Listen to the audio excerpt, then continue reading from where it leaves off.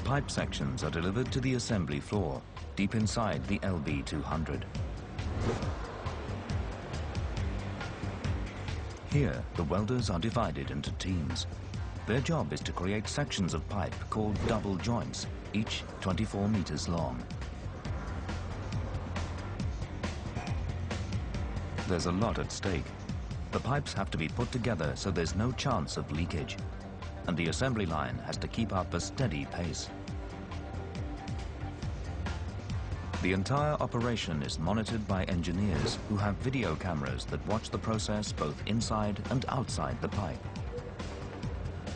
It's incredible technology, but the fundamentals are very simple. The fundamental thoughts that go behind it, because it has to be so rugged and it has to work every time, first time, that the actual basic engineering is still fairly simple. The next stage of the assembly line is to join this short section of pipe to the main pipeline. It's fed out of the back end of the ship and onto the sea floor. It's a complex process that requires a lot of fine-tuning.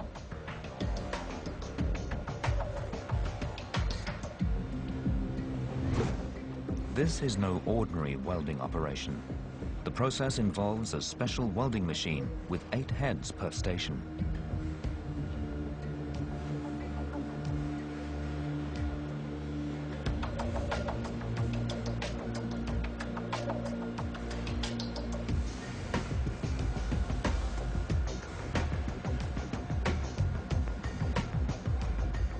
Passing through each of the welding stations in 7 minutes, the pipe is then checked by an ultrasound machine.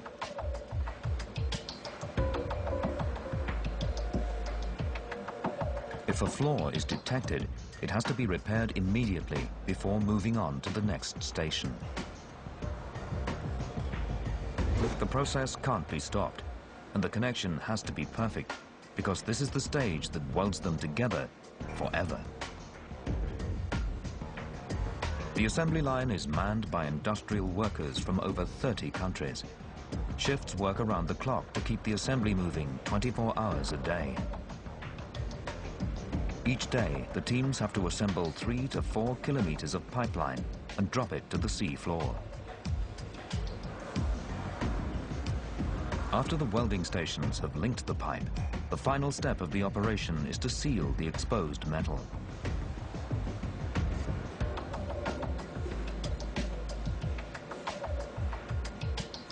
It's covered in a protective heat-shrunk plastic. Without this, the steel pipe would corrode in the seawater.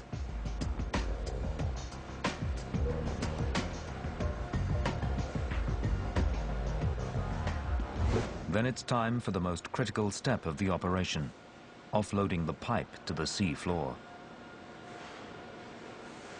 The section where the pipes are joined is covered in foam to protect the welded joint during the drop.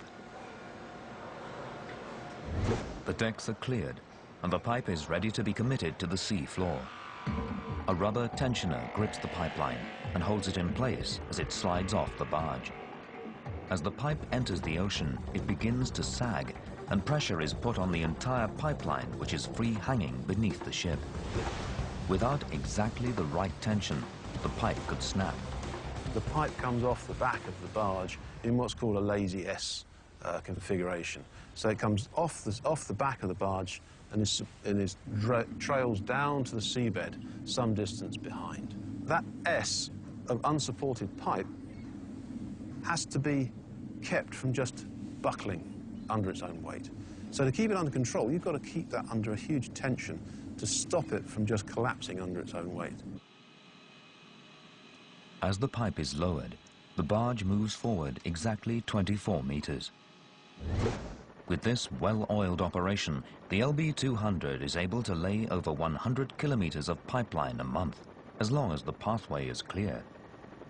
But clearing that pathway is a complicated process. In these particular sections of the pipeline route, a 2-meter deep trench is required.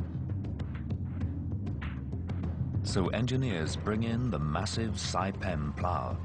This is the PL2. It's being used for trenching in shallower waters.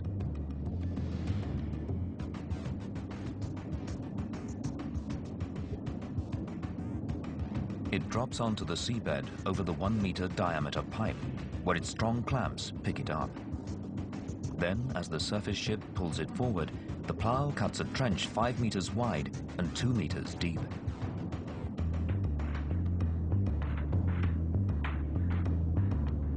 To fill the trench, the BPL-2 follows behind with backfill to cover the pipe with a protective coating of sand. Early in the design phase, engineers decided to bring the gas from the Ormen Lange field to the processing plant at Nyhamna and then build another 1,200-kilometer pipeline to Britain. At the 600-kilometer mark, the line is broken and connected to the Sleipner riser platform. The Sleipner platform works as a hub, monitoring the 70 million cubic meters of gas flowing into the UK every day.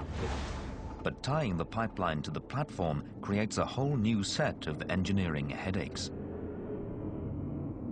The underwater robots line up the pipeline and the connecting pipes coming from the platform. A massive underwater crane moves them into position. But when they're matched up, there's no technology that can replace human beings in making the final connection. So the welders also have to become divers. You ready to come down? Your hose good? Okay, he's ready to come down. Thank you.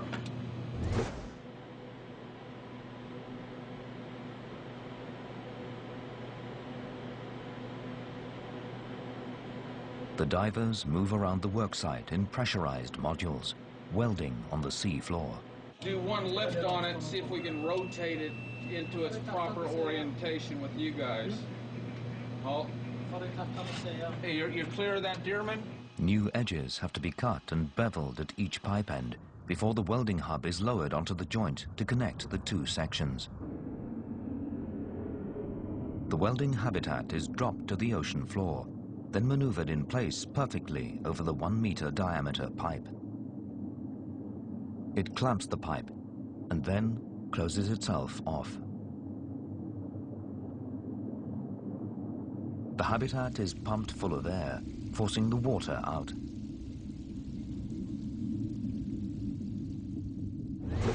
On the surface, the dive supervisor uses cameras to keep a close eye on the underwater team and watch for any danger.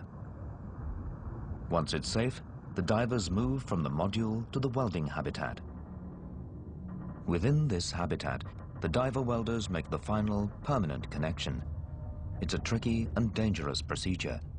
The welders are confined to this small room 72 meters down, and there's no escape if something goes wrong. Then we inch down to 6 o'clock with the weld head. As each weld is finished, the engineer checking by monitor on the ship above is able to inspect the work.